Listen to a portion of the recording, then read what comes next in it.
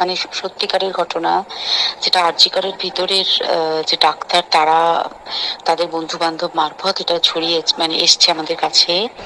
Actually যেটা ঘটেছে সেটা হচ্ছে, আমি শুনে তো মানে বিশ্বাস করতেও নিজেকে কেমন লাগছে রে।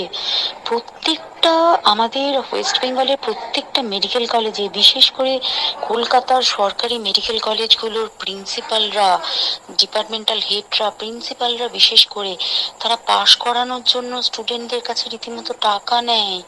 যেসব স্টুডেন্টরা, ইন্টার্নরা, পিজিটিরা যারা ভালো করে ক্লাস করে না বা থিসিস তারা জমা দেবে, পিজিতে তো থিসিস জমা দিতে হয়, তো যারা MBBS final year final pass করবে না সাপ্লি পাইয়ে দেবে, ইন্টার্নের কমপ্লিশন দেবে না, ইন্টার্ন হওয়ার পর কমপ্লিশন না দিলে তারা রেজিস্ট্রেশন নাম্বার পাবে না, এই সমস্ত ভয় দেখিয়ে টাকা পয়সা নেয়। সমস্ত জায়গাতেই এটা আছে। এর মধ্যে সব